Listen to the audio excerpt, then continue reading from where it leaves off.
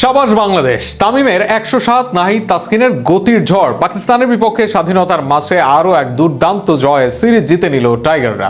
প্রথম ম্যাচে বড় জয়, দ্বিতীয় ম্যাচে বৃষ্টিতে বিপর্যয়, তবে শেষ ম্যাচে আবারও দুর্দান্ত ফিল সিমন্সের দল। পাকিস্তানের বিপক্ষে টাইগারদের সিরিজ জয়ের ম্যাচ নিয়ে আরও শুনুন প্রতিবেদনা। টসে জিতে যেন ম্যাচটাই হারলেন পাকিস্তানের অধিনায়ক শাহিন শাহ আফ্রিদি। বাংলাদেশের তামিম লিটন হৃদয়ের ব্যাটে টার্গেট দাঁড় হয় 191 রানে। জবাবে ব্যাট করতে নেমে তাসকিন নাহিদের শুরুর গতি সামলাতেই হিমশিম খায় পাকিস্তান। একের পর এক উইকেট হারিয়ে বিপদে পড়ে তারা। ওপেনার সাহিবজাদা ফারহান করেন মোটে 6 রান, লিটনের হাতে ক্যাচ দিয়ে ফেরেন তাসকিনের বলে।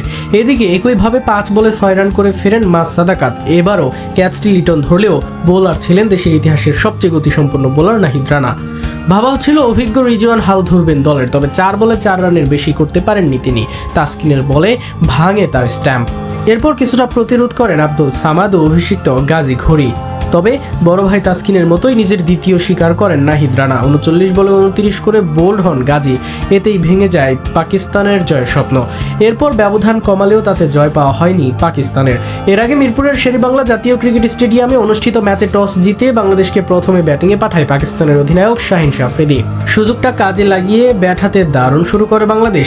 উদ্বোধনী জুটিতে তানজিদ হাসান ও সাইফ হাসান ধীরস্থির কিন্তু কার্যকর ব্যাটিংয়ে দলকে শক্ত ভিত এনে দেন। শুরু থেকে আক্রমণাত্মক মেজাজে খেলতে থাকেন তানজিদ। অন্য প্রান্তে সাইফ কিছুটা ধীর গতিতে ইনিংস করলেও দুজনের বোঝাপড়ার স্কোরবোর্ড সচল থাকে। 106 বলে উদ্বোধনী জুটিতে আসে 17 রান, যা বাংলাদেশের ইনিংসের ভিত্তি করে দেয়। তবে দীর্ঘ সময় ক্রিজে থাকলেও পুরোপুরি স্বাচ্ছন্দ্য ছিলেন না সাইফ।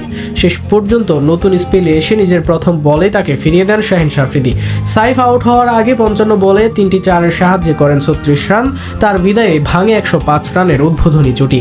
এরপর তানজিদের সঙ্গে জুটি বাঁধেন নাজমুল হোসেন শান্ত। দুজনে মিলে ধীরে ধীরে দলের রান নিয়ে যান 150 ঘরে। তবে পাকিস্তানের পেসার হারিস রৌফের বলে এলবিডব্লিউ হয়ে 34 বলে 27 রান করে ফিরতে হয় শান্তকে। শান্ত বিদায়ের পর তানজিদের সঙ্গে ক্রিজে আসেন লিটন দাস। এই জুটিতেই নিজের ওয়ানডে ক্যারিয়ারের প্রথম শতকের দেখা পান তানজিদ। 98 বলে সেঞ্চুরি পূর্ণ করেন এই বাঁহাতি ওপেনার, যা তার আগের সর্বোচ্চ 84 রানকে ছাড়িয়ে নতুন মাইলফলক। শেষ পর্যন্ত 107 বলে 107 রানের দৃষ্টিনন্দন ইনিংস খেলেন তিনি, যেখানে ছিল 7টি ছক্কা ও 6টি চার। তানজিদ আউট হওয়ার পর শেষ দিকে প্রত্যাশিত গতি আনতে পারেনি লিটন ও তাওহিদ হৃদয়।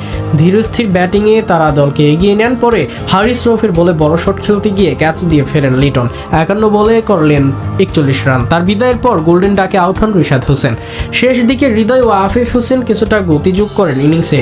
হৃদয় 44 বলে 48 রান করে অপরাজিত থাকেন এবং আফিফ হোসেন 5 রান নিয়ে সঙ্গ দেন তাকে। তাদের ব্যাটে ভর করে নির্ধারিত ওভারে 5 উইকেটে 290 রান সংগ্রহ দাঁড় করায় বাংলাদেশ, যা জয়ের জন্য ছিল বেশ যথেষ্ট।